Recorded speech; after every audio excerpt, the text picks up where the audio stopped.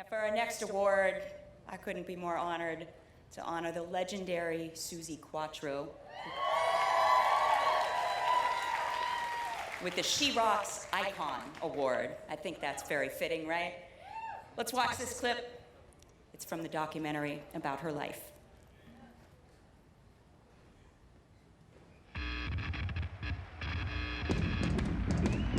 My mother used to say to me, "Where are you running?" I don't know, I say, but I'm running. I don't know why. I'm still like that now. I was in a very musical family with 5 kids, and it was right after watching the Beatles, us neighborhood girls got on the phone, what about an all-girl band? We were the earliest female group that rocked hard, didn't play like girls, like tinky tinky, you know. Imagine the influence of Detroit. My brother had set up, Mickey Mouse coming in, an offer was made that he wanted just her. It devastated them, and it devastated me. I didn't know anybody, I didn't go anywhere. It was really, really lonely. Then I would say Suzi Quatro came out of the ashes.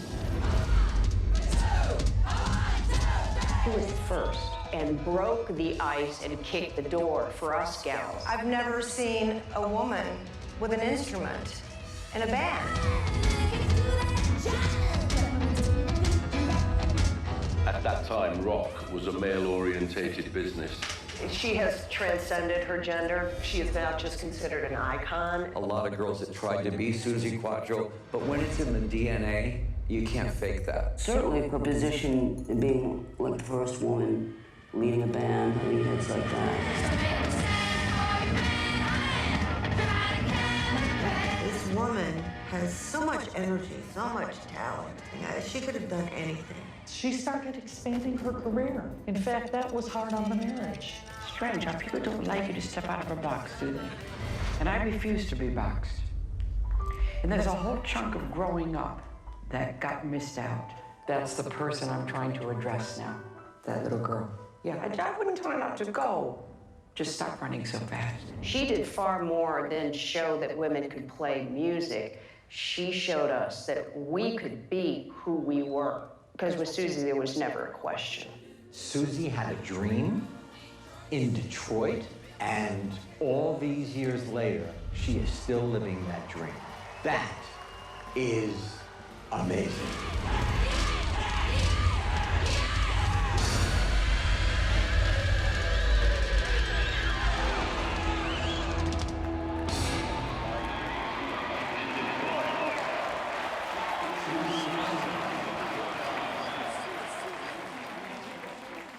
And now an equally cool surprise. To present the She Rocks Icon Award to Suzi Quatro is a legend herself, Sherry Curry.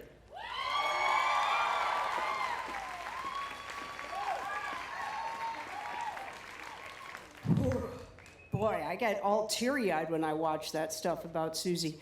It is an absolute honor. This is the first time on a teleprompter, so I'll do my best. But it is truly an honor to be here. When I first heard this iconic trailblazing pioneer was to receive this year's She Rock Award, nothing, and I mean nothing, was going to stop me from being here. When I received an email from the legend herself asking me to present her this award, my heart was pounding out of my chest like it is right now. Not because I'd be nervous. No, it's because this woman has done more to change the course of music and women than anyone on the planet. She started it all. She dared to kick open the door for us girls in the 70s when women had no place in a male-dominated industry. We all have these moments of clarity in life that we can never forget. And that moment came when I was 13 years old, listening to Rodney Bingenheimer on KROQ. The song was Can the Can, and the artist was Suzi Quatro. That voice, that delivery, was something I'd never forget, and it's something I'd never heard before. She was a phenomenon. My allowance money went to buying magazines, her concert tickets, her albums. Suzi Quatro was the first album. Quatro was her second, and Your Mama Won't Like Me delivered more groundbreaking songs like Can the Can, Delegate Drive, The Wild One, Your Mama Won't Like Me, and Fever, here in the USA. But in the rest of the world, Suzi's popularity exploded, selling upwards of 55 million records and influencing generations of women. Her concerts were extraordinary. Her huge voice, that tiny gal, decked in leather, commanding her bass and guitar like she commanded her audience. Her stage presence made concerts a religious experience.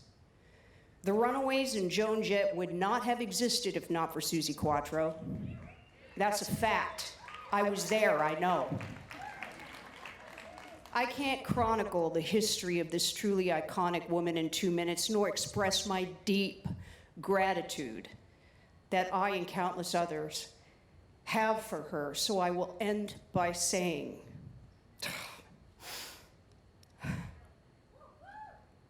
thank you, Suzi Quatro. With so much love and admiration, thank you for all of it.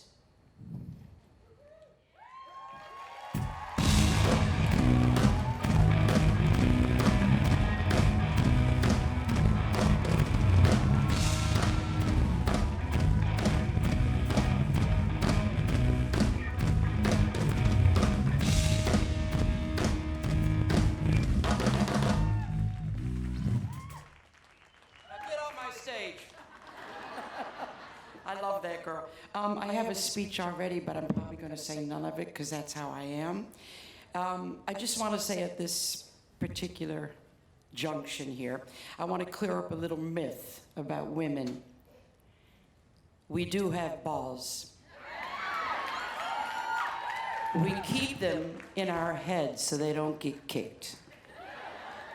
I have been around a very long time. I've had an amazing career. I'm now going to be, in June, and I'm proud of it, 70. And still being disgraceful, so that's okay. I've been lucky to have a long career. I've been lucky to have a varied career. As I said on there, I won't be boxed in. You know, I've done, still doing. Last year, for instance, I did 85 shows. I did 2 tours of Australia, thank God for air miles. I did 25 shows in through Europe. I did a UK arena tour. My album No Control came out and my documentary came out, and I haven't had a break since last January. And do I give a shit? I love what I do. And one thing I've learned through all my years, see, I'm not even looking at this. You poor guy, you're trying to follow me? And I'm completely ignoring it, but that's me. Every time I go on the stage, somebody filmed me, then I'm going to be done. Somebody filmed me when I walked off the stage with the encore and just before I went back on, okay? This is my attitude to the business. So I walk off, everybody's screaming, and I walk off like this, right? Backstage, before I go back on, I'm doing this. And then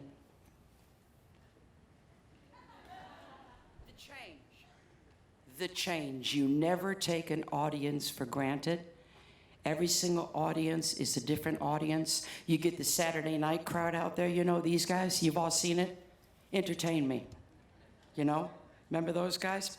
Okay, I'm talking too much. I'm gonna leave you with one little thought before I do my one song with these fabulous girls up here.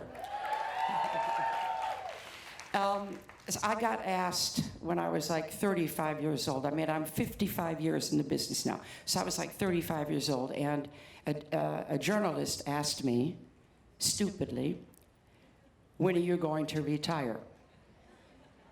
So I said to him, when I turn my back on the audience, and I shake my ass, and there's silence.